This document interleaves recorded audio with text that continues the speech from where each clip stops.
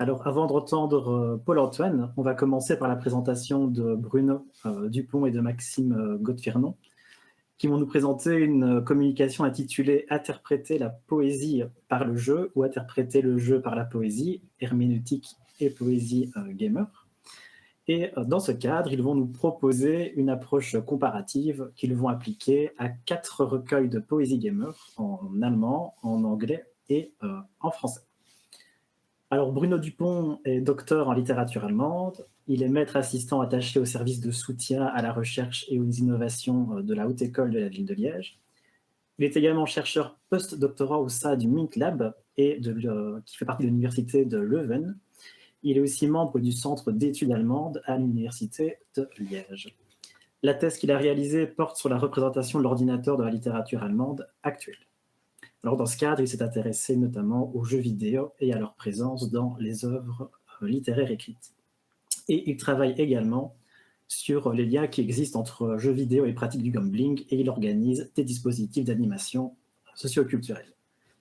Maxime Godefirnon, lui, il est assistant au département médias, culture et communication à l'université de Liège. Il est diplômé en langue et lettres françaises et romanes, spécialisé en analyse et création de savoir critique. Alors Maxime a dédié son mémoire à une pratique de superplay, le jeu sous contrainte, et ses recherches actuelles se concentrent sur la conception d'un ethos vidéoludique au sens littéraire du terme. Il est également représentant pour le Liège Game Lab dans le projet européen Better GeoEdu, et il est animateur pour le projet Liègecraft. Et donc du coup, sur ces 2 présentations, je vous laisse la parole.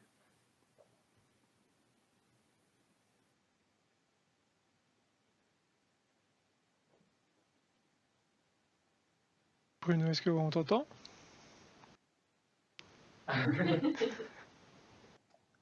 Est-ce que vous m'entendez maintenant? Oui, Non, oui.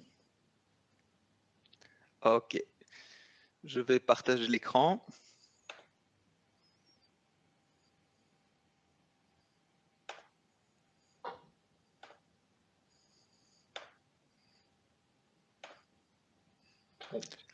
Est-ce que vous voyez mon écran? Ouais, je le lance. Tant que ça apparaisse. Voilà, dites-moi quand c'est prêt parce que moi je ne peux plus vous voir. Oui, normalement c'est bon. C'est bon, c'est bon. Super. Un grand merci. C'est un plaisir d'être à ce colloque et de pouvoir parler à la fois de quelque chose dont on a déjà beaucoup parlé dans le passé, c'est-à-dire la poésie gamer, mais de la mettre dans une optique sur laquelle on n'avait pas encore travaillé, qui est celle de l'herméneutique. On a choisi comme titre, Maxime et moi, interpréter la poésie par le jeu ou interpréter le jeu par la poésie, herméneutique et poésie gamer, ce qui pose déjà un peu le problème. Vous voyez ici l'ordre qu'on va essayer de suivre. Il faut commencer par vous dire de quoi on va s'occuper maintenant. C'est un genre littéraire qui a une relation très forte avec le jeu vidéo et qu'on appelle d'ailleurs la poésie gamer. On va plus particulièrement se pencher sur un recueil en anglais qui a eu un succès critique appréciable pour un genre littéraire qui combine les tirages confidentiels de la poésie et aussi l'aspect littérature de niche des écrits visant les gamers de façon générale. Cet ouvrage, vous le voyez ici, il s'intitule But Our Princess is in Another Castle et il a été publié en 2013 par B.G. Best, qui est un poète qui avait déjà publié d'autres œuvres non vidéoludiques auparavant. Dès le titre, on voit que ce titre, c'est une citation de Super Mario Bros. Et d'ailleurs, la page de référence qui se trouve après l'explicite. Donc, le rapport entre l'œuvre littéraire et le médium vidéoludique, il est affirmé directement. Très rapidement, qu'est-ce que c'est la poésie gamer? C'est, tout comme le roman gamer, un genre littéraire, ici poétique, qui mobilise majoritairement des références culturelles issues du jeu vidéo. Le lecteur modèle qui est construit par ce type de texte, c'est lui-même un joueur, d'ailleurs je dis joueur ici parce que c'est régulièrement masculin, qui fait partie d'une génération qui a été particulièrement marquée par ce qu'on appelle maintenant les classiques du jeu vidéo, soit la charnière des années 80-90. La poésie gamer, elle décrit des expériences de jeu précises et où elle propose des manières d'appréhender la réalité ou l'écriture à travers le prisme du jeu vidéo. Alors auparavant, on a montré que cette poésie, elle fonctionne sur le mode de la création du savoir, c'est-à-dire qu'il s'agit soit de recréer l'expérience sensible du jeu vidéo, soit de reconstruire une biographie de gamer, soit de reconstruire une connaissance qui concerne la culture vidéoludique. Chez Best, c'est assez complexe d'identifier ce type de savoir qui est créé. En fait, ça revient à une double question, et cette double question, c'est celle qui va nous guider. En quoi est-ce que le recueil But Our Princess, que je vais dire toujours en abrégé, ça ira plus vite, pose-t-il un problème herméneutique? Et quelle interprétation émerge-t-elle finalement malgré ce problème et aussi du fait de cette difficulté? Alors, on va le voir, la difficulté, elle naît d'une tension entre deux lectures. Il y en a une qui utilise le jeu vidéo pour transmettre un propos poétique, et l'autre qui utilise la forme poétique pour canoniser le jeu vidéo. La forme, elle est typique, donc la forme de ce recueil, elle est typique du poème en prose. On a aussi quelques poèmes en vers libre, vous verrez des exemples par la suite. Mais la spécificité, c'est que chacun des 54 poèmes du recueil a pour titre, et plus rarement aussi en sous-titre, un jeu ou une série de jeux vidéo. Par exemple, les 3 premiers poèmes du recueil, ils s'intitulent Golden Axe, donc un beat'em all de 89, SimCity, vous connaissez la simulation urbanistique aussi depuis 1989, et Super Mario Bros, le jeu de plateforme depuis 1985, enfin plateforme au départ. Le titre But Our Princess is in Another Castle, c'est évidemment la référence à Super Mario Bros, donc une référence célèbre dans la culture vidéoludique. C'est le moment, en tout cas la première fois qu'on l'utilise, c'est dans Super Mario Bros sur NES, quand Todd explique à Mario que la princesse qu'il pensait sauver se trouve en réalité dans un autre château, ce qui veut dire à la fin d'un autre monde pour lequel il faudra battre un autre boss, etc. Ce qui relance à chaque fois la quête du joueur. Cette citation intermédiatique, elle prépare donc les lecteurs et les lectrices à un aller-retour constant. On va toujours avoir une recherche de la vérité qui est ailleurs, un sens qui est toujours reporté et jamais apporté. L'exergue du livre que je vous ai mis ici fonctionne de la même façon. There is a world behind the glass that we can never know. C'est une citation qui est issue du célèbre roman gamer Lucky Wonder Boy, qui a été traduit par Video Games en français, assez bizarre. Donc D.B. Weiss en 2003. Et ici, Best mobilise la culture gamer la plus reconnaissable, Super Mario, Lucky Wonder Boy, pour instiller en même temps le doute sur le but des textes et leur interprétation. Si on suit un peu Ricoeur, vous voyez, on a fait nos devoirs, l'exercice herméneutique, ça consiste, je cite, à vaincre un éloignement, une distance qui se situe entre texte et interprète dans le but de, je recite, s'approprier le sens, toute herméneutique et compréhension de soi-même par le détour de la compréhension de l'autre. Alors, on peut se demander quelle compréhension l'interprète peut-il ou peut-elle acquérir de soi lorsque ce sens il oscille entre deux interprétations qui sont issues de deux régimes de connaissances très différents. Alors, on va essayer de répondre à cette question et pour ça, on va se pencher sur deux problématiques plus précises qui sont posées par le recueil de B.G. Best. Premièrement, son paratexte, puisqu'il pointe sur deux modalités de lecture. Et secondement, la façon dont ces deux modalités de lecture, elles révèlent deux sens alternatifs du recueil. Une interprétation qu'on a appelée argumentaire et une interprétation qu'on a appelée thésauriste. L'argumentaire, ça consiste à répondre à la question de quoi traite le poème. C'est une lecture qui tente de faire ressortir l'atmosphère, les sentiments, la narration que transmet le poème. À l'opposé, on a la lecture thésauriste qui correspond à celle du roman gamer dont j'ai parlé juste avant, issu de la littérature pop. Si Best cite Lucky Wonder Boy que vous voyez à l'écran, c'est pour réclamer pour soi ce type de lecture, et c'est un type de lecture qui se concentre sur des références issues de la culture populaire, ici en particulier la culture gamer. Un chercheur qui a beaucoup travaillé là-dessus, c'est Basler, qui dit que archiver, donc il utilise le terme archiver cette culture, c'est le sens même de la littérature pop. C'est fournir un miroir à la culture à un certain moment pour un certain groupe. Dans ce cas-là, si on suit ce type de fonctionnement, tout arc thématique qui existe n'est en fait rien d'autre qu'une licence, là je cite de nouveau Bassler, qui permet à cette entreprise d'archivage de se déployer. Bref, on peut dire que la littérature pop, la littérature gamer qui en fait partie, refuse la construction sous-jacente autour d'un contenu, je cite à nouveau Bassler, pour affirmer que tout ce qui compte est visible à la surface, il n'y a pas de sens profond selon cette lecture. L'interprète de Best, il est donc confronté, ou elle est confrontée, à un questionnement. Est-ce que c'est l'arc argumentaire qui organise le propos, ou bien est-ce que c'est la constitution et l'explication d'un corpus de jeu? C'est les deux possibilités qu'on a. Cette bipartition dont je viens de parler, en deux lectures, on la retrouve dans le paratexte. C'est pour ça qu'on parle ici d'une double structuration du paratexte. On va se concentrer sur la partie du paratexte qui est purement auctoriale, donc du fait de l'auteur, soit les titres de chapitres et ceux des poèmes. Il y a d'autres choses intéressantes dans le recueil, mais on n'aura pas nécessairement le temps. But Our Princess compte 8 chapitres qui s'appellent des Worlds, des mondes, qui reprennent chacun 6 à 7 poèmes. Et avant ces poèmes, il y a un petit chapitre introductif, qui est aussi un poème, qui s'appelle The Story. Il est composé d'un seul poème, tandis que le recueil se clôt aussi sur un autre chapitre à un poème, qui est Game Over. La structure organisationnelle, elle est donc empruntée aux jeux vidéo classiques. On le voit tout de suite.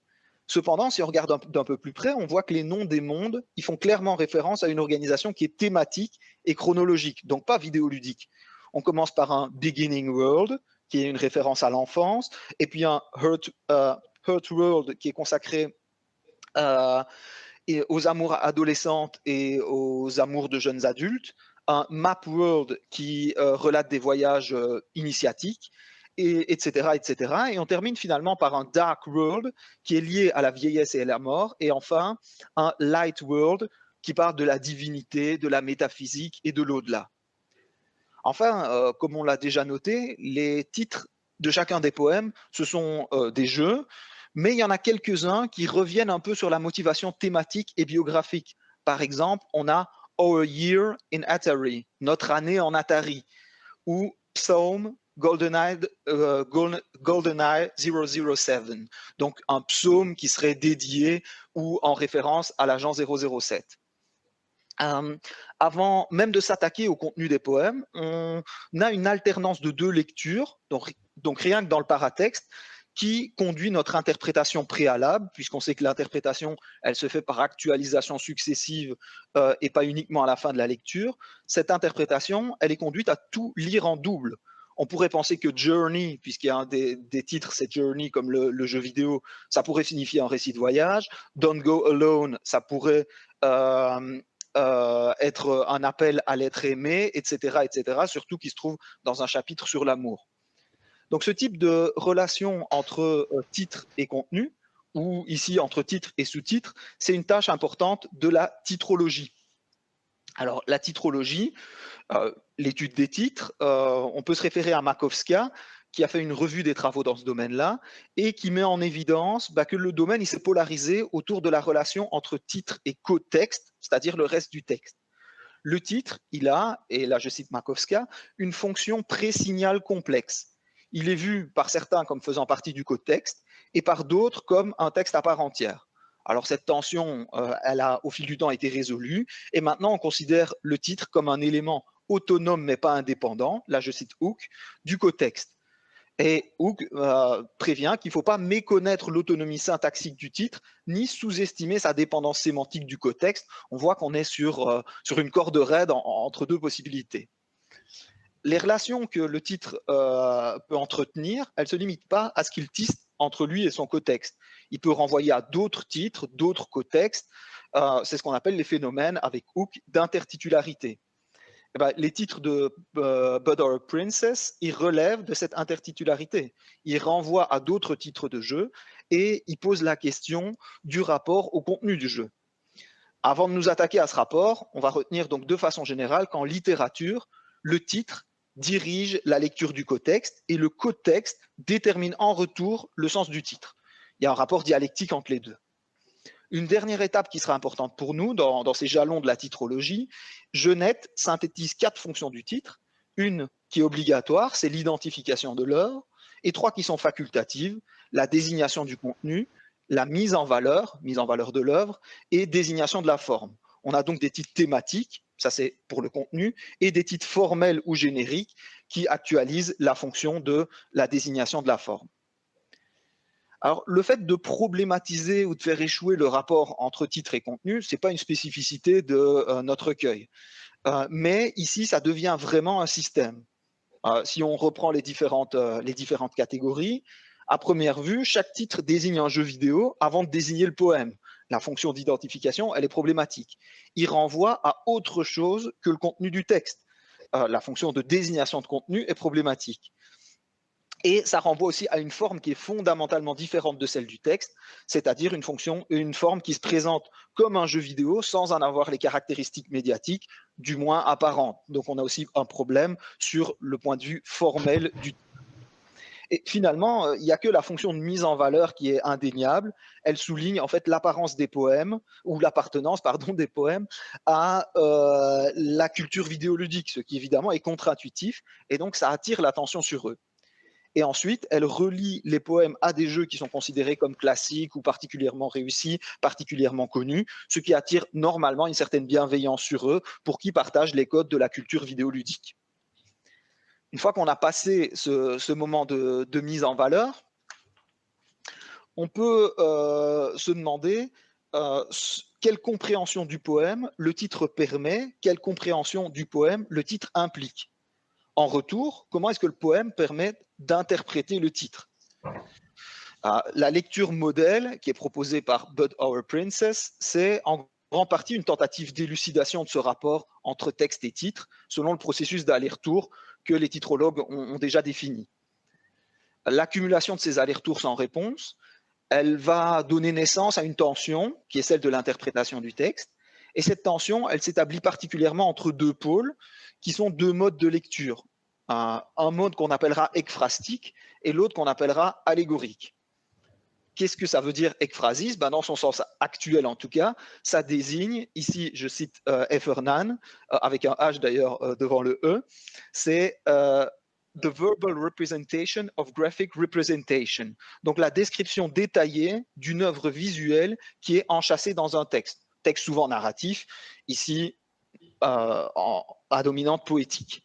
L'allégorie désigne le caractère d'un texte qui, et là je cite Kurtz, qui permet deux interprétations, au sens de deux interprétations qui sont appliquées systématiquement à tous les éléments pertinents du texte. Il y a un autre texte derrière le texte, pourrait-on dire. La lecture ekphrastique, on l'a vu, elle rapporte le texte au jeu vidéo. Elle consiste à relever dans chacun des poèmes des éléments qui ont une signification dans le contexte du jeu qui est mentionné dans le titre. En ce qui concerne la création de savoir, du coup, elle vise l'accumulation de connaissances sur les jeux vidéo et la fixation écrite d'une archive de l'histoire des jeux vidéo. La lecture allégorique, deuxièmement, elle s'établit du jeu vidéo au texte, parce que le jeu sert dans ce cas-là à faire émerger une lecture du poème qui serait sous-jacente, d'une nature plus essentielle, plus signifiante. Le jeu, il est alors perçu en tant qu'une œuvre porteuse de signification, une œuvre qui peut éclairer le poème. Par exemple, dans son message, dans son système de valeurs, dans ses dynamiques internes, etc. Du coup, il ne s'agit plus de repérer dans le poème quels mots font référence à des éléments factuels du jeu. C'est plus une recherche d'easter eggs comme dans la lecture ekphrastique, mais bien de trouver au poème une interprétation globale. Si je résume ceci, ça veut dire que les titres différencient deux lectures des poèmes et du recueil. Dans la première, il s'agit de faire l'encyclopédie du jeu vidéo, et dans la seconde, de comprendre le sens d'une vie, au sens donc biographique, autant comme direction, le sens de la naissance à la mort, que comme signification. Qu'est-ce que ça veut dire, une vie, une biographie? Les deux lectures, elles sont légitimes, elles sont reconstructibles sur la base des éléments du texte, on va le voir, mais elles ne peuvent pas être activées en même temps. Soit c'est le jeu qui a un principe organisationnel et son évocation fait naître des associations dans la vie, soit c'est justement, ce sont les passages de vie qui appellent des séquences de jeu qui s'en rapprochent. C'est ce qu'on va essayer d'identifier maintenant, ou plutôt c'est ce que Maxime va tenter d'identifier maintenant. Merci Bruno. Alors avant toute chose, je vérifie qu'on m'entend bien sur Twitch, d'une part, et normalement ça devrait être bon. Deuxièmement, je précise que toutes les citations que vous allez voir dans le PowerPoint sont en anglais. Nous, pour faciliter la compréhension, je les traduirai directement en français. pour reprendre où nous en étions, au-delà de leurs différences fondamentales, les deux types de réception proposés par Love ont un point commun. Ils exigent tous deux une lecture détectiviste qui identifie des points précis, souvent de détail, et les considère comme déterminant le sens du texte, même s'ils contredisent le propos général de celui-ci. Ces éléments, que Kurtz appelle pertinents dans le cadre de l'allégorie, et que nous pourrions appeler classificatoires dans le cadre de l'archivage, nous permettent de mettre au jour la double dynamique dont nous parlons. Séparer les éléments pertinents de ceux qui ne le sont pas s'avère cependant d'autant plus complexe dans notre cas, au vu de l'importance des métasémèmes dans la poésie. Pour ce faire, nous appuyons sur une méthode de close reading et de comparaison au jeu, et nous limiterons ici aux exemples de Super Mario Bros et de Grim Fandango. Donc, le poème Super Mario Bros est classé dans le premier chapitre du recueil, le Beginning World, et fait référence à l'enfance du jeu masculin qu'on retrouve au fil des textes. Ce poème en prose est composé de 3 strophes numérotées au contenu différent. La première invite à une lecture ekphrastique en réfléchissant au déroulement d'une partie de Super Mario Bros à 2 joueurs, avec Mario comme premier et Luigi comme second joueur. Les éléments pertinents les plus reconnaissables issus de la franchise Mario sont rendus particulièrement visibles par un effet d'accumulation. Alors on peut citer les égouts, calamars, paysages de collines vertes, etc. La fin de la strophe coïncide également avec la fin d'un niveau, lorsque les personnages se hissent en haut de ce château. En introduisant par-dessus la couche in-game une description d'un écosystème de jeu précis, où le second joueur est obligé de prendre le faire-valoir Luigi parce que, je cite, il n'a pas de machine, le poème permet la transition vers l'autre côté de l'écran, annonçant la deuxième strophe. Celle-ci présente la relation entre 2 frères, sans plus évoquer le jeu mentionné dans la première strophe. Il est désormais question d'un schéma familial avec un aîné et un cadet. Notons au passage l'importance du concept de dualité qui revient à plusieurs reprises dans le recueil. Pourtant, le titre invite ici à appliquer une lecture allégorique, postulant une différence fondamentale entre un archétype joueur 1 et un autre joueur 2, où le premier est fondamentalement le vainqueur favorisé et le second le perdant défavorisé. La relation entre 2 frères semble relever de cette catégorisation. La troisième strophe enfin s'appuie sur les 2 précédentes, prises comme d'abord une thèse puis une antithèse pour proposer une synthèse. Elle imagine ce qui pourrait arriver plus tard au personnage. C'est un Luigi qui quitte son travail de plombier et a du succès professionnel comme Pizzaiolo, tandis que Mario est malheureux dans son emploi, souffre de dépression et d'abus de somnifères. Cette projection s'appuie d'une part sur le contenu du jeu, avec Luigi qui est plombier comme Mario, et son univers étendu. Luigi est représenté comme cuisinant des pizzas dans les séries animées et dans les séries filmées de la franchise, et d'autre part sur l'allégorie joueur 1 versus joueur 2. Elle dépasse le niveau individuel du jeu du poème pour aboutir à des considérations d'ordre générationnel, ou à minima partagé, c'est-à-dire ici l'échec ou la réussite du passage à l'âge adulte, ainsi que le mal-être et les maladies mentales. L'addition de la lecture ekphrastique et de la lecture allégorique, et particulièrement la synthèse de la dernière strophe, produit un effet de trivialisation, au sens de Harrer. Donc le jeu acquiert les attributs de la vie réelle, sa complexité et parfois sa brutalité, en décalage avec l'esthétique enfantine de Super Mario Bros. En même temps, la relation entre les 2 frères est revue par le prisme du jeu, ce qui relativise sa complexité et désamorce en même temps sa gravité. De ce côté, le poème Grim Fandango, littéralement le fandango sinistre, fandango désignant un style traditionnel de musique espagnole, traite de considérations métaphysiques sur la mort, particulièrement le dédain pour celle-ci. En même temps, il est question d'un lien affectif entre le narrateur et une personne avec qui il partage ce désintérêt. La lecture ekphrastique permet d'identifier une série d'éléments pertinents issus du jeu éponyme, comme les collègues squelettes du héros, le festival qui se trouve dans le premier chapitre et que vous voyez ici à l'écran, ou le train dans les montagnes enneigées. La première strophe est presque entièrement lisible sur ce mode. La lecture allégorique, en surproposant le sens du jeu au mot du poème, entraîne une trivialisation de la relation à la mort. En effet, le jeu vidéo survertit souvent le sens de la mort, elle devient une simple mécanique de sanction pour l'échec, elle est trivialisée, selon Harrer, et peut paraître comme ce que Toshi appelle une perturbation narrative inutile. Par le sentiment de maîtrise, de possibilité d'action et d'influence sur la mort due à sa jouabilité, elle devient quelque chose de risible, de l'ordre de la plaisanterie, ce que dénote particulièrement la deuxième strophe du poème. Cependant, l'utilisation du passé, comme avec les verbes were, knew ou found, suppose que cette période de nonchalance est terminée. Si, et je cite, la plupart des choses sont drôles quand tu ne te soucies pas d'être mort, l'ellipse suggère qu'elles ne sont plus drôles actuellement. La dernière strophe, à l'instar de Super Mario Bros, consacre l'apparition du moment générationnel du poème, la prise de conscience de la pleine mesure de la mort. L'évocation d'éléments centraux du jeu, comme le fait de toucher à la neige qui tombe sur les fleurs, qui sont les symboles les plus forts de la mort dans la diégèse de Grim Fandango, rendent la mort menaçante, là où elle apparaissait précédemment familière. Fleurs et neige deviennent une image de la fugacité de la vie. Cette idée est inscrite dans les connotations du poème plus qu'elle n'est exprimée, cependant, en suggérant par là que le poème contient un sens supérieur, qui est lié à ce moment générationnel, et qui ne relèverait pas uniquement du jeu biographique individuel dont le recueil retrace le parcours. Le « this » de la dernière phrase réfère à la fois au passage en espagnol qui précède, donc la troisième strophe, mais aussi à ce moment de changement. Enfin, le dernier poème du recueil, donc Congratulations Under Your Initials, soit le seul du chapitre Game Over, revient sur la recherche d'une vérité profonde. Alors je cite un passage. « Lorsque tu es né, ta mère a jeté sur toi 3 lettres, comme des runes. Tout du long, tu les as scrutées comme un érudit, te demandant quand elles pourraient bien commencer à signifier quelque chose de sensible. » Ici, le poème s'adresse directement au tu, donc au you, lecteur, pour reporter sur lui la quête qui a été celle du recueil.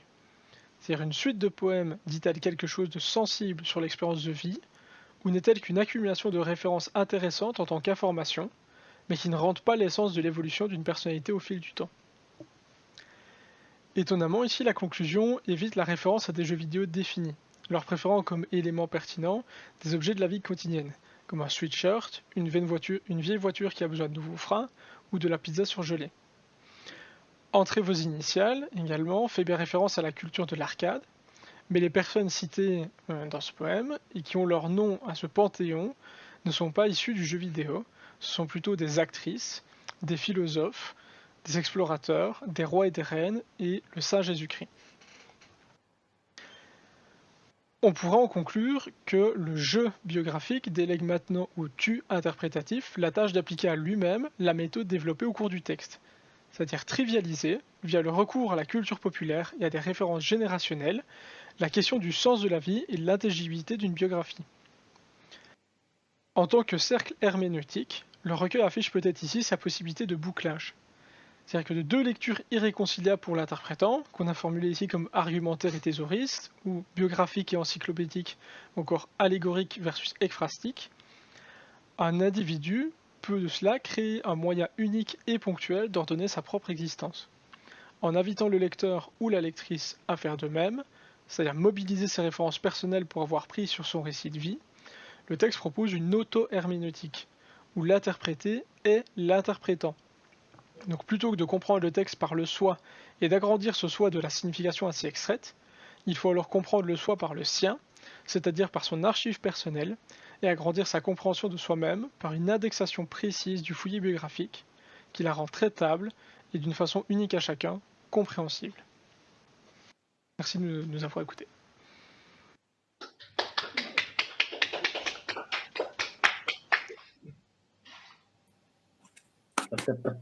Clap.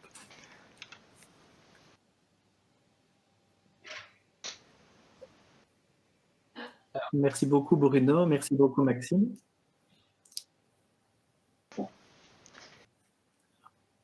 Est-ce que, avant de prendre la parole, il y a des questions dans le chat?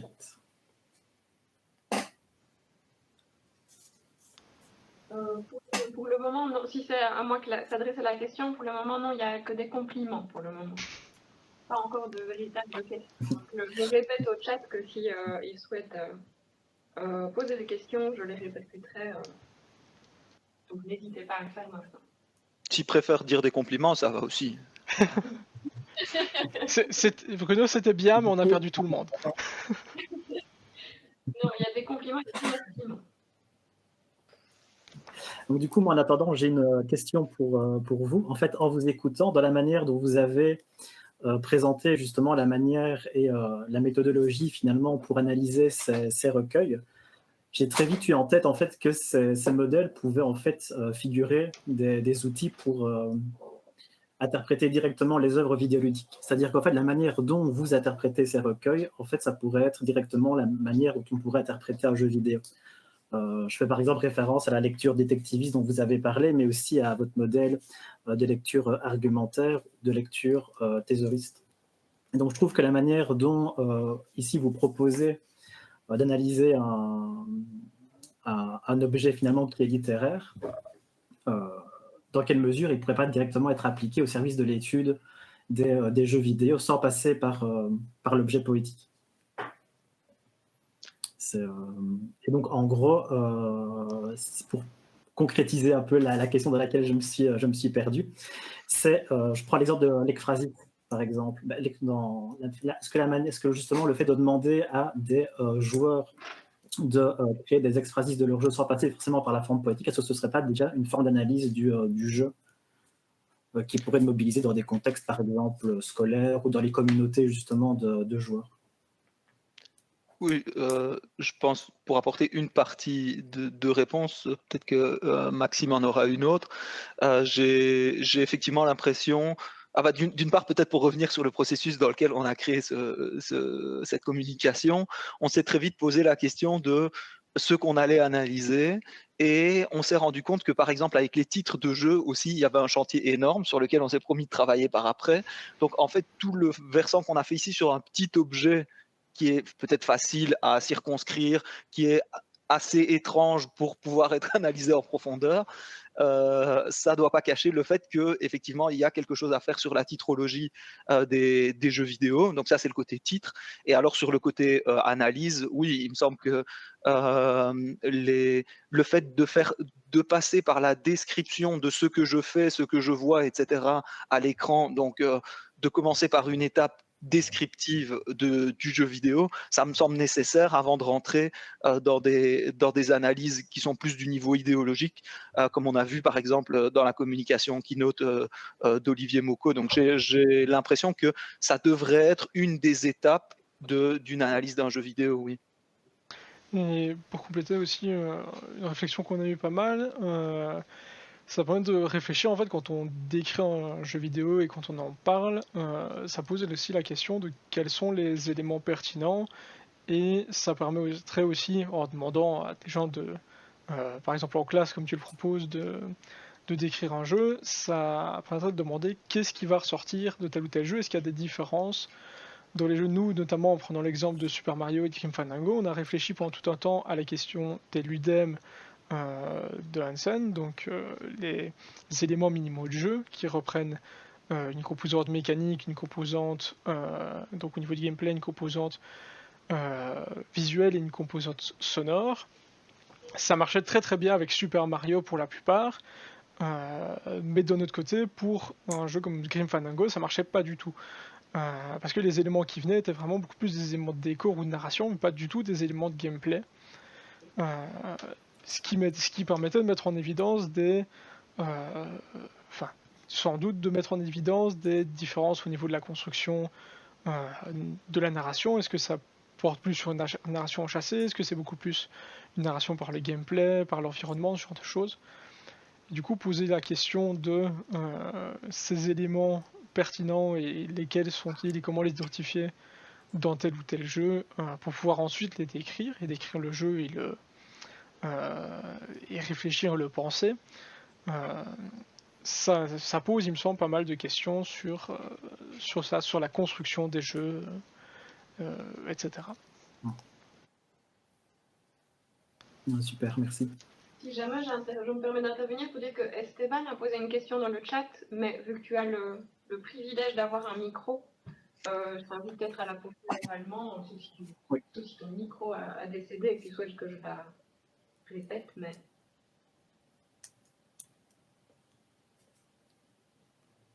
Peut-être que ton micro a vraiment décédé et que c'est la question pour la réponse. Du coup, je vais peut-être la lire. Alors, attendez, je reviens dans le cadre de la caméra. Sinon, je peux la dire. Ah, oh, tu l'avais. Bon, bah, Ouais, je comprends pas. Donc la question d'Esteban est la suivante. Alors en fait, il y a deux choses. Je vais lire ces deux commentaires. Donc, le premier commentaire était votre communication a évoqué beaucoup de choses autour du code poétrie et comment on fait de la poésie avec du code informatique. Et sa question était, est-ce que vous avez également pris en compte justement ce code poétrie dans vos recherches, ou si vous avez également des réflexions à partager autour de ça? Merci. Merci pour la question parce que elle est très intéressante. C'est la code poetry, donc qui est effectivement faire de la poésie avec du code informatique. Mais peut-être pour ceux qui connaissent pas, il faut vraiment se dire que c'est des bouts de code qui sont donc qui vont apparaître sur une page imprimée, hein, où on peut aussi la diffuser via Internet, mais il y en a qui a été publié. Et les bouts de code sont des bouts de code réels de différents langages. Il y a notamment la poésie en Perl qui est très connue. Alors ça c'est vraiment le top si vous faites de la super bonne poésie en code, eh bien ça doit fonctionner comme programme. C'est pas toujours le cas. Il y en a qui fonctionnent, il y en a qui fonctionnent pas. Et d'ailleurs il y a des petits concours là-dessus. Enfin il y avait, je ne sais pas si ça existe encore. Et il y a des catégories pour code fonctionnant, code pas fonctionnant, en sachant que si vous voulez que le code fonctionne, bah, ça restreint encore plus vos possibilités d'action. Mais tout ça pour dire que pour moi il y a une chose qui est pareille et une chose qui est différente. La chose qui est pareille, c'est que dans les deux cas, on est en train d'essayer de montrer via alors le médium littéraire, de montrer quelque chose de beau qui a lieu dans l'informatique. Alors l'informatique au sens très large, l'idée, c'est que le médium littéraire, ça va être le moyen de magnifier, peut-être de légitimer, peut-être de sauvegarder pour toujours, hein, l'idée de la page imprimée qui finalement dure beaucoup plus longtemps que les supports informatiques qu'on avait cru pérennes. Donc il y a toutes ces idées-là de sauvegarder quelque chose de beau qui est issu d'une culture, ici la culture informatique, dans une autre.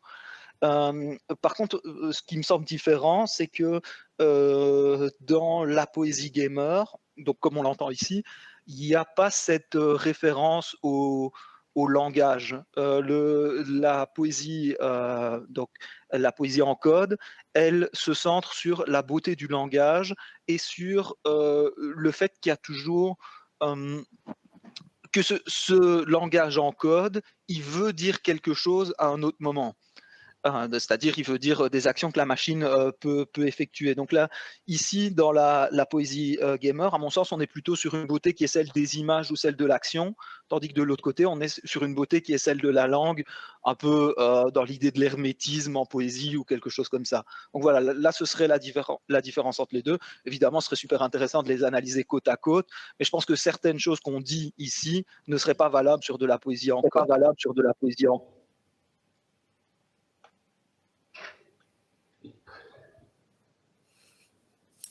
Merci Bruno. Moi j'avais une dernière question, je ne sais pas si on a le temps de la poser avant d'enchaîner avec toi Paul-Antoine. Oui, quand même. C'est une question qui porte plutôt sur la définition de la poésie gamer et justement peut-être ses limites en tant que poésie. Parce que la poésie, c'est finalement une forme d'écriture où on va essayer de créer de l'écart et de brouiller du sens. L'interprétation, finalement, on essaye de réduire cet écart et de retrouver un peu ce sens qui a été brouillé. Et la poésie gamer, finalement, j'ai l'impression qu'elle fait un peu les deux. Et je ne sais pas si c'est une façon d'envisager la poésie gamer ou si des choses m'ont échappé.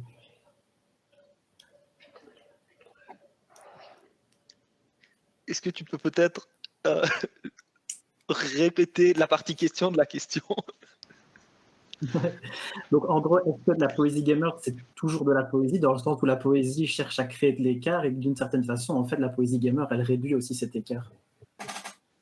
La poésie, quand on fait de la poésie, on cherche à brouiller du sens, et j'ai l'impression, dans ce que vous avez présenté, que la poésie gamer, elle essaye aussi, finalement d'éclairer un peu le sens. Donc j'ai l'impression que c'est un peu contradictoire d'appeler la poésie gamer d'appeler ça de la poésie dans le sens où finalement l'acte d'écriture poétique de la poésie gamer essaye de retrouver le sens perdu que la poésie essaie justement de brouiller. Je ne sais pas si Maxime, tu as une réponse à ça en partant du côté du jeu et de la littérature à contrainte. Tu connais beaucoup mieux que moi la poésie gamer, parce que moi je connais surtout Best. Tu me disais la poésie gamer est surtout une poésie du quotidien et qui va essayer de faire des inventaires assez clairs de jeux et beaucoup de références à cette culture du jeu. Après, quand on prend l'exemple de Best, bon, il est peut-être un peu particulier dans le sens où lui, mais tous ses poèmes en soi essayent ont quand même une certaine sont assez hermétiques dans certains côtés et puis ont plusieurs lectures possibles.